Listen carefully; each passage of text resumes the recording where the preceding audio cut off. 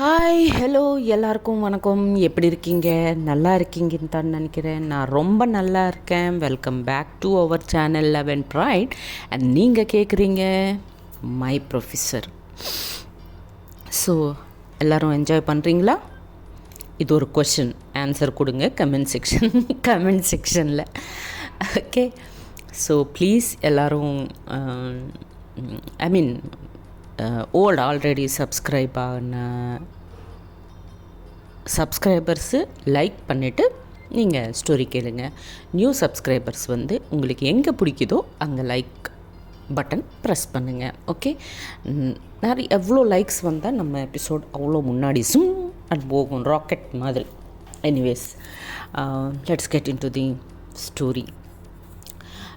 And comment section நான் இன்னும் பார்க்கல. ஸோ அதுக்கு தான் யார் என்ன கமெண்ட் பண்ணியிருக்கீங்கன்னது எனக்கு தெரியாது.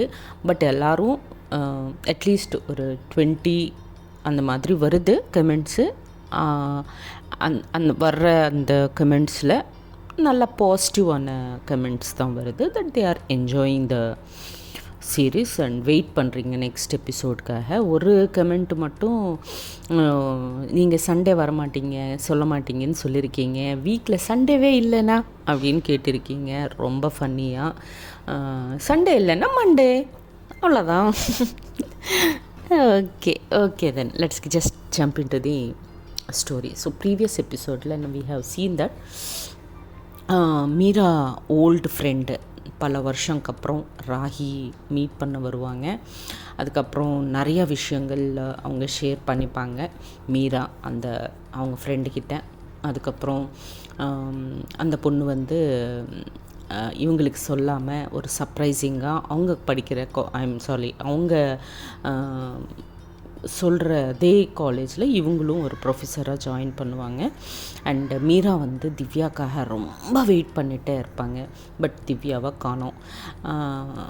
ஸோ கொஞ்சம் டைமுக்கு அப்புறம், ஒரு பிரேக் அப்புறம் பார்த்தா அவங்க ஒரு பையனை அடிச்சுட்டே இருப்பாங்க திவ்யா. ஸோ மீராவுக்கு ரொம்ப கோவமாக வந்துடும். வேறு வழி இல்லாமல் அவங்கள ஸ்டாப் பண்ணுறது, திவ்யா யார் சொன்னாலும் கேட்க மாட்டேங்கிறாங்க. ஸோ வேறு வழி இல்லாமல் அவங்க மீரா வந்து திவ்யாவை ஸ்டாப் பண்ணுறதுக்காக திவ்யாவை அடிச்சிருவாங்க. ஸோ அந்த கோபத்தில் திவ்யா வந்து கான்ஃபரன்ஸ் ஹால் பக்கமாக போயிட்டே இருப்பாங்க. அவங்க பின்னாடியே மீரா கூட போயிட்டே இருப்பாங்க. இது நம்ம ப்ரீவியஸ் எபிசோடில் பார்த்துருக்கோம். ஸோ வாட் நெக்ஸ்ட்டுன்னது இப்போ பார்க்கலாம். ஸோ திவ்யா வந்து கான்ஃபரன்ஸ் ஹால்குள்ளே போயிட்டு அந்த பெஞ்ச் மேலே உட்காந்து ரொம்ப சீரியஸாக, அவங்க கண்ணில் வந்து வாட்டர் வந்துகிட்டே இருக்கும். பட் ரொம்ப சீரியஸாக இருப்பாங்க. அண்டு மீரா வந்து அவங்க பின்னாடியே அதே கான்ஃபரன்ஸ் ஹால்குள்ளே வந்துட்டு திவ்யாவை பார்ப்பாங்க. திவ்யா மீராவை பார்ப்பாங்க ரொம்ப சீரியஸாக. ஸோ மீரா வந்து, என்னென்னா கூப்பிட்டுட்டே இருக்கேன், நீ பாட்டிக்கு நீ அப்படி ஒன்றுமே கேட்காம வந்துட்டே இருக்க, என்ன நினச்சிட்டு இருக்க நீ அப்படின்னு கேட்பாங்க. கேட்டதும் திவ்யா வந்து, மேம் ப்ளீஸ், நான் ரொம்ப கோபத்தில் இருக்கேன், நான் ஏதாவது சொல்லிட போகிறேன், நீங்கள் போங்க மேம் இங்கேருந்து ப்ளீஸ் அப்படின்னு சொல்லுவாங்க. சொன்னதும், ஏன் போனோம், நீ பண்ணது எவ்வளோ பெரிய தப்பு தெரியுமா இப்போது அப்படின்னுவாங்க.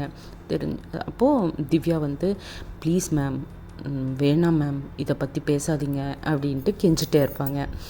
ஸோ இல்லை, நான் இது உன்கிட்டேருந்து நான் இதை எக்ஸ்பெக்ட் பண்ணல Divya, this I didn't expect from you. எனக்கு தெரியும் நீ எல்லாரையும் ஃப்ளர்ட் பண்ணுவ, ஜாலியாக இருப்ப, அந்த மாதிரி திவ்யா நல்லா இருக்குது. பட் இது என்ன ரவுடி மாதிரி பண்ணியிருக்க தெரியுமா? அந்த பையனுக்கு ஏதாவது ப்ராப்ளம் ஆச்சுன்னா யார் ரெஸ்பான்சிபிள் அப்படின்ட்டு கண்டினியூஸாக திட்டுகிட்டே இருப்பாங்க மீரா. பிகாஸ் மீராவுக்கு ஒரு கன்சர்ன் இருக்குது திவ்யா மேலே. பை மிஸ்டேக் அந்த பையனுக்கு ஏதாவது ஆச்சுன்னா பொண்ணோட கெரியர் என்னாகும், திவ்யாவோட கெரியர் ஸ்பாயில் ஆயிரும் இல்லையா? ஸோ அந்த கன்சர்னில் அவங்க திட்டுகிட்டே இருப்பாங்க. ஸோ திவ்யா வந்து அவங்கள போன்னு சொன்னால் அவங்க போகலை. சரி நானே போகிறேன் அப்படின்ன மாதிரி அவங்க அந்த பெஞ்ச் மேலே இருந்து எழுந்திரிச்சிட்டு வெளியே போகிறதுக்கு ரெடி ஆகிட்டே இருப்பாங்க. ஸோ போயிட்டே இருக்கும்போது மீரா வந்து, எங்கே போகிறீங்க அப்படின்ட்டு அந்த டோரை லாக் பண்ணிடுவாங்க. லாக் பண்ணிவிட்டு, நான் கேட்டுகிட்டே இருக்கேன், நீங்கள் பாட்டிக்கு நீங்கள் போயிட்டே இருக்கீங்க, என்ன ஏன் அடிச்சிங்க அவங்கள, நீங்கள் இது கரெக்ட் இல்லை அப்படின்ன மாதிரி மீரா கேட்டுகிட்டே இருக்கும்பொழுது திவ்யா வந்து மீராவை ரொம்ப அவங்கள டைட்டாக ஹோல்ட் பண்ணிவிட்டு அந்த டோருக்கு அப்படியே அவங்கள ப்ரெஸ் பண்ணிவிட்டு ரொம்ப கிட்டையாக வந்துட்டு கோவமாக, பாருங்கள் மேம், நான் ஏன் ஆள் அப்படின்னு நினச்ச ஆளுங்களை பற்றி யாராவது தப்பாக பேசுனாங்கன்னா எனக்கு கோவம்தான் வரும். அப்போது நான் அவங்கள கண்டிப்பாக அடிப்பேன். அவங்களுக்கு நான் முத்தமெல்லாம் கொடுக்க முடியாது. அந்த மாதிரி டைமில் எனக்கு தெரிஞ்சது அடிக்கிறது தான். ஸோ அதுதான் நான் பண்ணேன். ஓகே அப்படின்ட்டு அவங்கள தள்ளிட்டு அந்த டோரை ஓப்பன் பண்ணிக்கிட்டு திவ்யா கிளம்பிடுவாங்க அந்த ரூமில் இருந்து. மீரா வந்து ஒன்றுமே புரியல. பட் அவங்களுக்கு இன்னும் அந்த கோவம் இருக்குது. என்ன நான் பாட்டுக்கு நான் பேசிகிட்டே இருக்கேன், என்னமோ ஒரு ஆன்சர் சொல்லிட்டு போயிட்டே இருக்காங்க இந்த பொண்ணு, அந்த மாதிரி ரொம்ப சீரியஸாக அவங்களும் வெளியே வந்துட்டு பார்ப்பாங்க. பட் திவ்யா வந்து அங்கேருந்து லைப்ரரிக்கு கிளம்பிடுவாங்க. ஸோ பட் மீராவுக்கு வந்து கிளாஸஸ் இருக்குது. ஸோ அவங்க கிளாஸஸ்க்கு அட்டன் பண்ண கிளாஸஸ்க்கு போவாங்க. கிளாஸஸ் எல்லாம் முடிச்சுட்டு வந்து பார்த்தா திவ்யா இல்லை. அவங்க ஆல்ரெடி பைக் எடுத்துகிட்டு அவங்க கிளம்பிட்டாங்க. ஸோ மீரா வந்து திவ்யாக்காக தேடிகிட்டே இருப்பாங்க. அவங்க மூடு இப்போ எப்படி இருக்குது, என்ன இருக்குது, அட்லீஸ்ட் ஒரு தடவை எவ்வளோ ஆசையாக வந்தேன் நான் அவங்கள மீட் பண்ணணும், பேசணுன்னு இல்லை, மீட் பண்ணணும், தூரமாக இருந்து ஹாப்பியாக பார்த்துக்கணுன்னு வந்தேன், இதெல்லாம் பண்ணிட்டாங்க, நானும் அவங்கள அடிச்சிட்டேன். அந்த மாதிரி இன்னும் கோபம் இருக்கும், பட் அந்த கன்சர்ன் கூட இருக்கும். ஸோ அவங்க தேடிகிட்டே இருப்பாங்க காரிடாரில் நின்றுட்டு. இதுக்குள்ளே ஈஷா அண்டு ராகி வருவாங்க. வந்துட்டு என்னடி கிளம்பலாமா அப்படின்வாங்க. ராகி சொன்னதும் கிளம்பலாம் அப்படின்வாங்க. அப்புறம் சரி அப்போது அம்மா யாரை தேடுற நீ அப்படின்னு கேட்பாங்க ஈஷா. இல்லை திவ்யா எங்கே இருக்கான்னு பார்க்குறேன் அப்படின்வாங்க. ஓ திவ்யான்னதும் ஞாபகம் வந்தது. திவ்யாவை நீ ஏன் அடித்த அப்படின்வாங்க ஈஷா. அது அவங்க பண்ணது தப்பு இல்லையா, ஏன் அடித்தேன்னு கேட்குற என்ன அப்படின்வாங்க மீரா. என்னதும் ஈஷா வந்து அவங்க அடிக்கிறதுக்கு ஒரு ரீசன் இல்லாமல் திவ்யா எதுவும் பண்ண மாட்டாங்க. கண்டிப்பாக அந்த பக்கம் ஏதோ ஒரு தப்பு இருந்தால் தான் அவங்க அடிப்பாங்களே தவிர, இல்லைன்னா அவங்க அந்த மாதிரி பர்சனே கிடையாது அப்படின்வாங்க திவ்யா. இங்கே ராகிக்கு பேசுகிறதுக்கு ஒன்றுமே இல்லை. பிகாஸ் ராகிக்கு திவ்யா பற்றி ஒன்றுமே தெரியாது. அவங்க இன்றைக்கி தான் வந்திருக்காங்க. வந்ததும் அந்த சண்டை நடந்தது. இப்போ வரைக்கும் திவ்யா அண்ட் ராகி மூஞ்சி பார்த்ததே இல்லை, பேசினது கூட இல்லை, தெரியாது அவங்களுக்கு ஒருத்தருக்கு. ஸோ அதுக்கு தான் ராகி வந்து சும்மா கேட்டுகிட்டே இருப்பாங்க. ஈஷா வந்து சொல்லிகிட்டே இருப்பாங்க. அண்ட் மோரோவர் எனக்கு ராகுல் ஃப்ரெண்டு மூலமாக தெரிஞ்சது என்னென்னா, ராகுல் சம்திங் ஏதோ ஓம் பற்றி தான் ஏதோ தப்பாக பேசியிருக்காங்களாம். அதுக்கு தான் அந்த கோபத்தில் தான் அடிச்சிருக்காங்க திவ்யா அப்படின்வாங்க. அப்போ மீரா ஏன் பற்றியா அப்படின்வாங்க. ஆமாம் அப்படின்னது. என்னவா பேசியிருக்கானா அப்படின்னதும் அதெல்லாம் என்ன அவன் சொல்லலை, பட் உன் பற்றி தப்பாக ஏதோ சொன்னாங்க, அதுக்கு தான் அந்த கோபத்தில் அவங்கள அடித்தாங்க அப்படின்னு மட்டும் சொல்லியிருக்காங்க அப்படின்வாங்க ஈஷா. சொன்னதும் அப்போது மீரா வந்து என்ன அப்போ நான் தப்பாக பண்ணிட்டேனா அப்படின்னு, எதுவாக இருந்தாலும் அவன் அப்படி பேசுகிறான் அப்படின்னு அவன் தப்பாக போகிறான் அப்படின்னப்போ இப்போ பிரின்ஸிபல்க்கோ இல்லை ஸ்டாஃப்க்கோ வந்து சொல்லியிருக்கணும், இல்லை அடிக்கிறது தப்பு தானே அப்படின்னுவாங்க மீரா. அப்போது ராகி வந்து சரி இதை பற்றி ரொம்ப ட்ராக் பண்ண வேண்டாம், வீட்டுக்கு கிளம்பிடலாம் அப்படின்ன மாதிரி ராகி வந்து அவங்க கார் எடுத்துகிட்டு அவங்க வீட்டுக்கு போயிடுவாங்க. அண்ட் இவங்க 2 பேரும் அவங்க ஸ்கூட்டி ஸ்டார்ட் பண்ணிக்கிட்டு அவங்களும் வீட்டுக்கு கிளம்பிடுவாங்க. வீட்டுக்கு போனதுக்கப்புறம் மீரா வந்து ரொம்ப திங்க் பண்ணிகிட்டே இருப்பாங்க திவ்யா பற்றி தான். அவங்க அந்த பையனை அடித்தது அண்டு இவங்க அவங்கள அடித்தது இதெல்லாமே. அதுக்கப்புறம் அவங்க அந்த கான்ஃபரன்ஸ் ரூமுக்குள்ளே போனது, கான்ஃபரன்ஸ் ரூமில் அவங்கள டோருக்கு ப்ரெஸ் பண்ணிவிட்டு அந்த வேர்ட் சொல்லுவாங்க பாருங்கள். எஸ்பெஷலி நான் ஏன் ஆளுன்னு நினச்சினா ஆளை பற்றி யாராவது தப்பாக பேசுனாங்கன்னா எனக்கு கோவம்தான் வரும் அப்படின்னு அந்த வேர்டு அவங்களுக்கு அப்போ மறுபடியும் ஸ்ட்ரைக் ஆகும் மீராவுக்கு. அப்போது எகெயின் அவங்க கண்ணில் தண்ணி வந்துகிட்டே இருக்கும். நான் அவங்கள எவ்வளோ தூரமாக வைக்கணும், அவங்க எனக்கு கிட்டையாக வரக்கூடாதுன்னு நான் ரொம்ப ட்ரை பண்ணிகிட்டே இருக்கேன், பட் இது எங்கேயோ போகிற மாதிரி இருக்கே அப்படின்ன மாதிரி கொஞ்சம் அவங்க ஃபீல் பண்ணுவாங்க. இம்மீடியட்டாக ராகிக்கு கால் பண்ணுவாங்க. ராகிக்கு கால் பண்ணிவிட்டு கேட்பாங்க, நான் ஏதாவது தப்பு பண்ணிட்டேன்னா அவங்கள அடிச்சுட்டு அப்படின்வாங்க. அப்போது ராகி வந்து ஆக்சுவலாக திவ்யா பற்றி எனக்கு ஒன்றுமே தெரியாதில்ல, ஸோ நீ தப்பு பண்ணியா இல்லை கரெக்டு பண்ணியான்னது எனக்கு தெரியாது. பட் ஈஷா சொன்னது வச்சு பார்த்தா அந்த பொண்ணு ரொம்ப நல்ல பொண்ணு மாதிரி எனக்கு தெரியுது. அண்டு நீ கொஞ்சம் விசாரித்ததுக்கு அப்புறம் நீ ஏதாவது ஸ்டெப் எடுத்துருக்கணுமோ அப்படின்னு எனக்கும் தோணுதுடி அப்படின்வாங்க ராகி கூட. சரி அப்படின்ட்டு இவங்க அழுதுகிட்டே இருப்பாங்க. அப்போது ராகி வந்து, சரி இரு நான் வரேன், நீ ரொம்ப உனக்கு நான் வந்தால் தான் நீ கரெக்டாக இருப்ப, உன்னை தனியாக இப்படி விட்டுருவே முடியாது என்னால் அப்படின்னு நான் வர்றேன் அப்படின்ட்டு அவங்க ஸ்டார்ட் ஆயிடுவாங்க மீரா வீட்டுக்கு ராகி. அண்ட் இந்த பக்கம் திவ்யா வீட்டுக்கு போயிடுவாங்க. வீட்டுக்கு சீக்கிரமாக கூட போவாங்க. பிகாஸ் அவங்க ரொம்ப கோவத்தில் இருக்காங்க. எங்கே போகிறதுக்கும் அவங்களுக்கு விருப்பம் இல்லை. ஸோ டைரெக்டாக வீட்டுக்கு தான் வருவாங்க. வீட்டுக்கு வந்ததும் அவங்க அம்மா ஹால்லேயே இருப்பாங்க. இருந்தாலும் எதுவும் பேசாமல் அவங்க ரூம் பக்கமாக போயிட்டே இருப்பாங்க திவ்யா. ஜென்ரலாக திவ்யா அவங்க அம்மாவை பார்த்ததும், ஹாய் அம்மா, என்ன பண்ணிருக்க, மார்னிங்லேருந்து என்ன தான் பண்ணியிருக்க, என்ன மிஸ் பண்ணியிருக்கியா, இந்த மாதிரி ஜாலியாக பேசுகிற திவ்யா ரொம்ப சீரியஸாக அவங்க ரூம் பக்கமாக தான் போயிட்டே இருப்பாங்க. அப்போது அவங்க அம்மா வந்து திவ்யா அப்படின்னு கூப்பிடுவாங்க. அப்போது பட் அவங்க ரொம்ப கோவத்தில் இருக்காங்கன்னோ இல்லை மீரா அவங்கள அடிச்சிட்டாங்கன்னோ இது எதுவும் அவங்க அம்மாவுக்கு தெரியக்கூடாது, அவங்க ஒரு பெயினில் இருக்காங்கன்னது தெரியக்கூடாதுன்னு நார்மலாக ஆமாம் என்ன அப்படின்னு சொல்லுவாங்க. சொன்னதும், இல்லை உங்கள் அப்பா உங்ககிட்ட பேசணுமா, இதுக்கு முன்னாடி நிறைய தடவை கேட்டிருக்காங்க, நீ வந்தியான்ட்டு. ஒரு தடவை உங்கள் அப்பா கிட்டே போயிட்டு என்ன தான் விஷயம் கேளு அப்படின்வாங்க.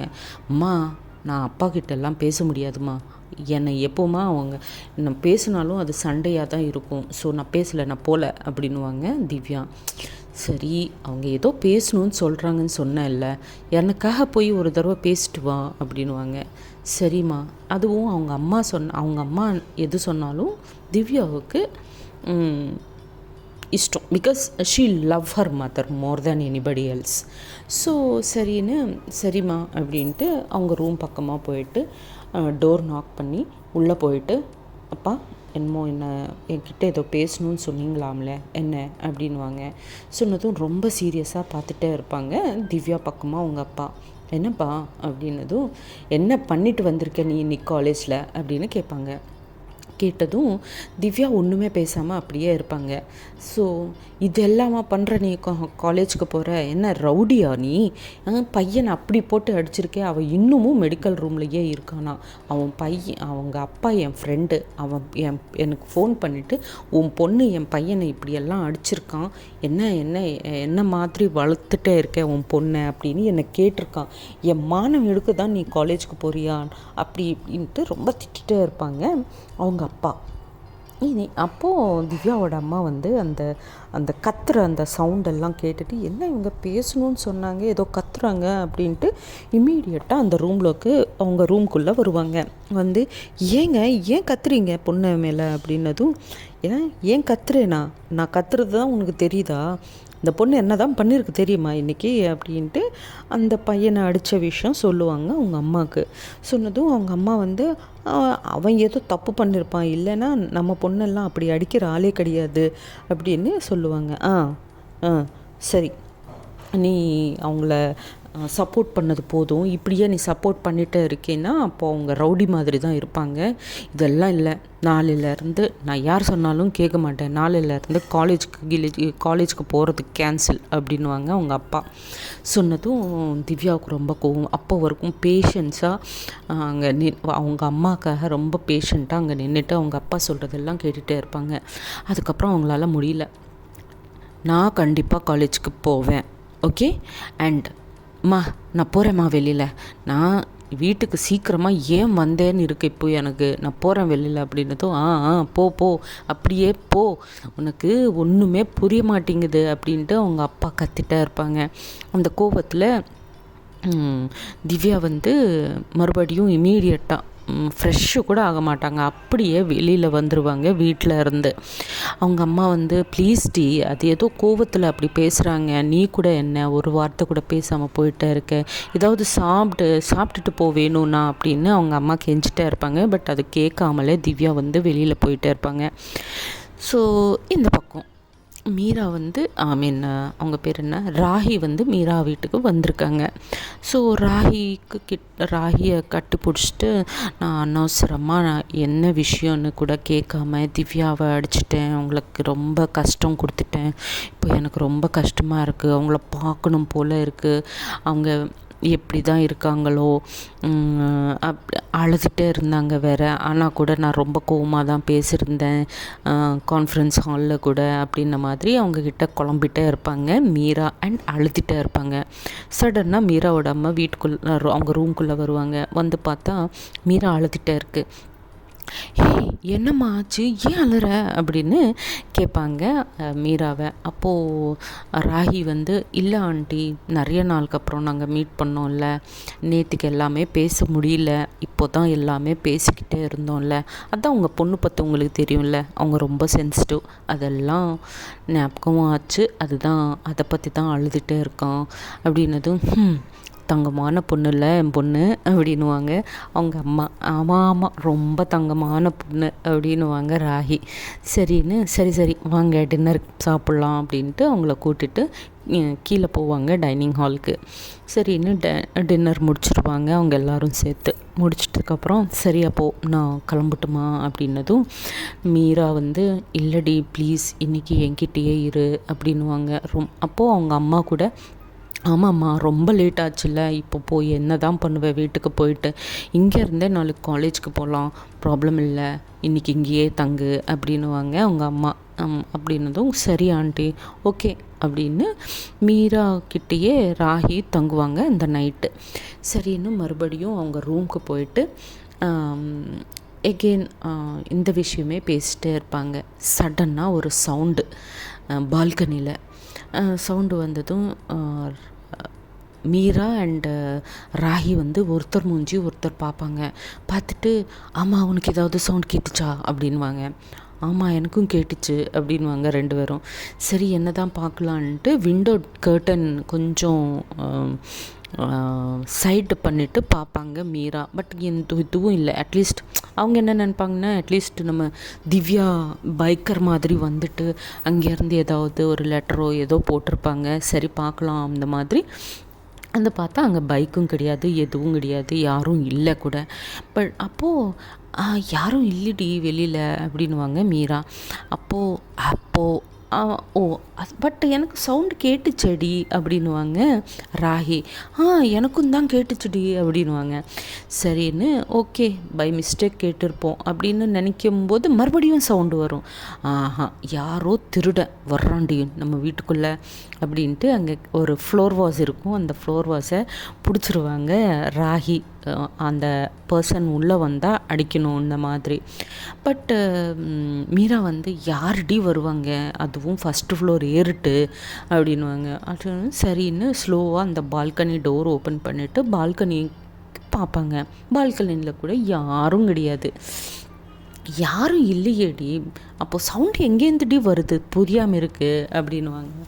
சரின்னு அங்கே இங்கேன்னு பார்த்தா கீழே பார்ப்பாங்க, யாரும் இல்லை, பக்கத்தில் பார்ப்பாங்க, யாரும் கிடையாது. எங்கேருந்து இந்த சவுண்டு வருது இந்த மாதிரி பார்த்துட்டே இருப்பாங்க. சடனாக ஒரு பர்சன் கீழே இருந்து ஒரு சத்தம், ப்ளீஸ் எனக்கு ஹெல்ப் பண்ணுங்க அந்த மாதிரி. யாருன்னு கொஞ்சம் பெண்டு பண்ணிவிட்டு பார்ப்பாங்க. பெண்டு பண்ணிவிட்டு பார்க்கும்போது அங்கே நம்ம திவ்யா பைப்பை பிடிச்சிட்டு ஹேங் பண்ணிகிட்டே இருப்பாங்க. அந்த பைப்பை பிடிச்சிட்டு மேலே ஏறிட்டு வந்துகிட்டே இருப்பாங்க. ஸோ ஐயோ திவ்யாடி வாடி பிடிக்கலாம் அப்படின்ன மாதிரி சொன்னதும் சரின்னு அவங்கள பிடிச்சிட்டு மேலே புல் பண்ணுவாங்க பால்கனிக்குள்ளே. புல் பண்ணதுக்கப்புறம் திவ்யா கிட்டே இருந்து பேட் ஸ்மெல் வந்துகிட்டே இருக்கும். ரொம்ப குடிச்சிட்டு வந்திருப்பாங்க. அப்போது மீரா வந்து கேட்பாங்க, திவ்யா குடிச்சிட்டா வந்த நீ அப்படின்னா, ஆமாம் நான் குடிச்சிட்டு தான் வந்தேன் அப்படின்னுவாங்க. ஸோ வாட் நெக்ஸ்ட், என்ன நடக்க போகுது? ஃபன்னி மூமெண்ட் ஒன்று நடக்க போகுது இதுக்கப்புறம். ஸோ இப்போ வரைக்கும் கொஞ்சம் எமோஷ்னல் சீன்ஸ் எல்லாம் பார்த்துருக்கோம் இல்லையா? நெக்ஸ்ட் எபிசோடில் கொஞ்சம் ஃபன்னியான மூமெண்ட்ஸ் பார்த்துடலாம். Okay, so we will meet in the next episode. அப்போ வரைக்கும் tata bye bye, see you, ஜெய் ஹிந்த், ஜெய் ஸ்ரீராம்.